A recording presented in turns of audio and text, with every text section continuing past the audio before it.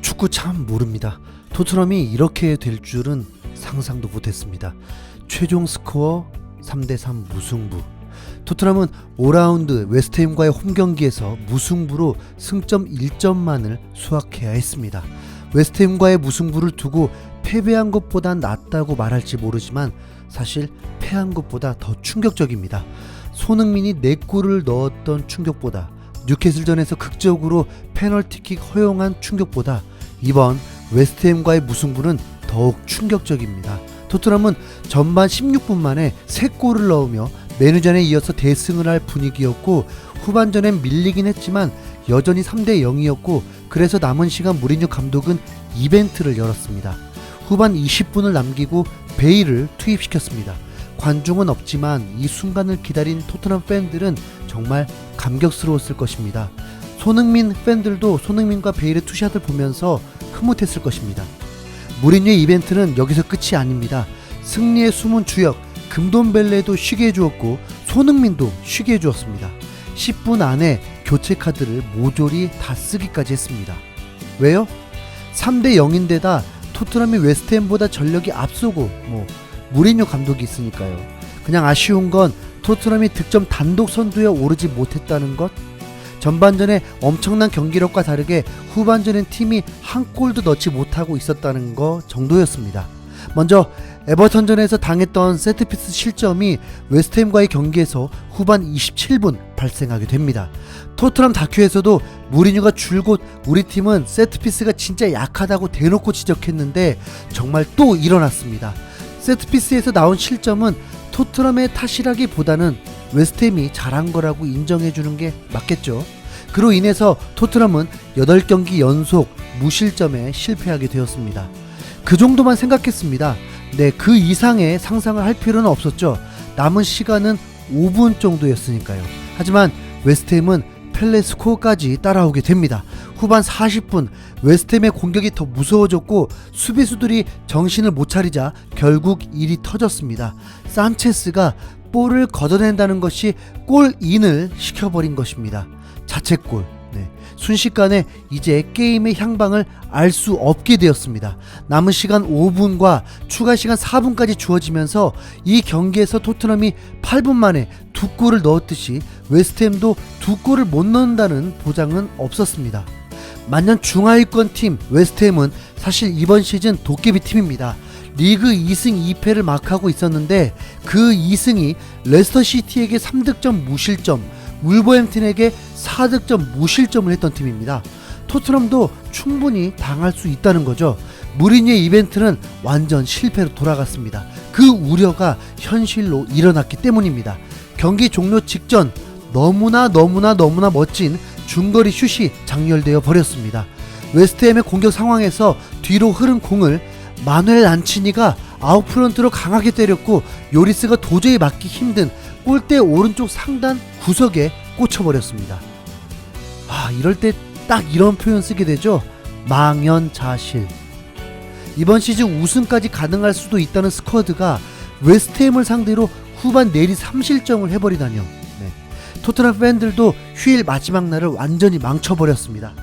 손과 은돈벨레 없이는 아무것도 아닌 팀임을 알게 된 경기야. 무리뉴의 오만함이 낳은 결과. 나 정말 오줌 쌌다. 아스날로 갈아타고 싶은 심정이야. 최상의 스쿼드를 보냈더니 무리뉴가 낭비했어. 그래서 다이어를 센터백으로 사용했던 거였어. 다이어 어디 갔니? 클린시트 하나 없이 절대로 우승할 수 없어. 이제 우리의 목표는 무실점이 되어야 해. 무슨 자신감이었던 거지? 베일에게 결정적인 기회가 오기도 했는데 돌아보니 그 장면이 너무 아쉬워. 이런 경기는 다시는 경험하고 싶지 않아. 무리뉴가 뭐라고 인터뷰할지 기대되는군. 또 선수 탓하겠지? 전반 최고의 플레이, 후반 최악의 플레이. 소는 이번 경기에서 더욱 이타적인 플레이어였는데 동료들이 망쳐버렸어. 베일에게도 악몽이었을 거야. 괜찮아. 우리는 전반기 훌륭했어. 우리는 리그 최고의 팀이며 이러한 실수로 배우게 된 거야. 토트넘의 전반전은 무서울 만큼 강했던 팀이었습니다. 이렇게까지 강한 팀인가 싶을 정도였습니다. 케인이 2선 아래까지 내려와 볼을 잡더니 여지없이 1선으로 공을 띄웠습니다. 당연히 손흥민이 있기 때문이죠. 손흥민의 전매 특허 각도가 나오면서 45초 만에 득점에 성공했습니다. 또한 전반 8분 손흥민은 케인에게 은혜를 갚듯 케인에게 패스를 하며 강력한 오른발 슛으로 골네트를 가르고 손흥민이 도움도 추가하게 되었습니다.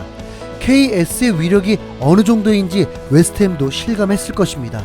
이 둘의 골 결정력은 정말 어마어마했습니다.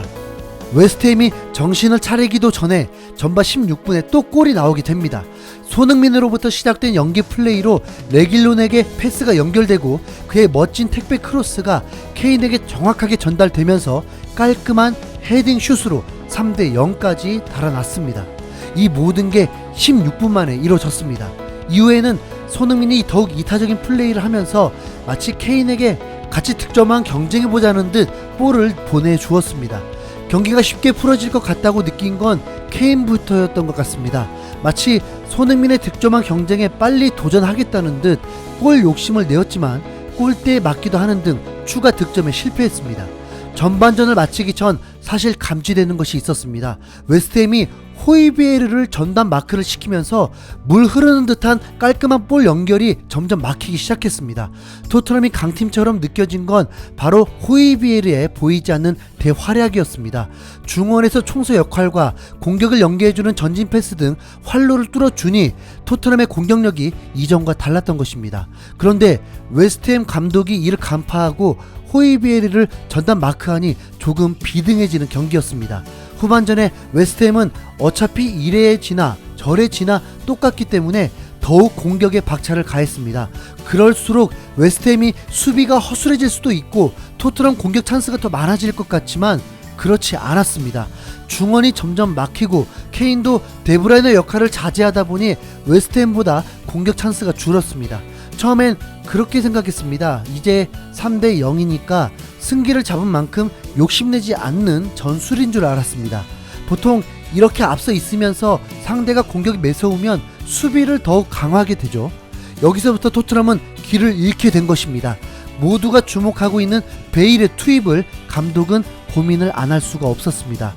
3대 0으로 앞선 상황에서 20분을 남기고 공격수 베일을 투입하고 공격형 미드필더 은돈벨레도 교체했습니다. 또한 공격수 손흥민도 교체했습니다.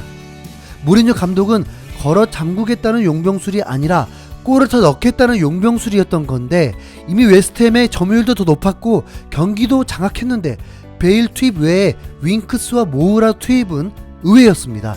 문제는 바로 터졌습니다. 손흥민이 없으니 웨스트햄은 수비가 더 완화되고 더욱 공격적으로 바뀌었습니다. 손흥민 대신 투입된 모우라는 볼을 한 번도 못 만져보는 상황까지 나왔습니다. 은돈벨레가 더욱 매력적인 건 수비를 하면서도 그 공간에서 탈압박과 창의적인 패스로 상대팀을 무너뜨릴 수 있다는 건데 대신 투입된 윙크스는 그에 비해 너무 부족해 보였습니다. 베일은 투입되자마자 손흥민과 투샷을 이루며 프리킥 키커가 되었고 슛을 시도하면서 자신을 알렸습니다. 베일은 결정적인 찬스도 왔습니다. 케인의 키패스로 상대 수비 2명까지 무너뜨리는 개인기까지 선보이며 단독 찬스가 왔는데 아쉽게 골대를 살짝 벗어났습니다. 정말 이 골이 들어갔다면 다 이룬 토트넘의 최고의 드라마가 됐을 것입니다. 앞서 있는 상황에서 더 공격만 하려다가 일어난 참사가 되었습니다. 꼭 선수들이 기량이 더 우수하고 전술이 좋아야만 골을 넣는 것은 아니라는 걸 보여줬습니다. 웨스트햄의 3골은 참 마치 신의 허락이 있는 듯한 각본 없는 드라마였으니까요. 이렇게 5라운드는 무승부로 끝이 났습니다. 이 경기로 인해서 손흥민의 존재감이 어느 정도인지를 알 수도 있었습니다. 단지 골만 넣을 수 있는 선수가 아니라 상대팀의 수비를 혼란케 해주고 함부로 공격할 수 없게 만들어주는 선수임을 더욱 알 수 있게 되었고 이런 선수를 함부로 교체하면 어떻게 되는지 확실히 알게 되었습니다. 베일의 퍼포먼스는 그렇게 대단해 보이진 않았습니다. 첫 단추도 하필 자신이 투입되고 일어난 참사라 기분도 좋지 않았을 것입니다. 하지만 오랜만에 뛰는 첫 경기였던 만큼 100% 경기력이 나올 수 없고 앞으로가 더욱 기대가 되었습니다. 이 경기에서 손흥민과 베일이 동시에 스프린트하는 모습을 보게 되니 신기하기도 하더라고요. 비록 승점 2점을 날려버렸지만 토트넘은 분명 강했습니다. 방심하지 말고 앞으로는 승점 3점만을 따내며 승승장구하길 바라봅니다.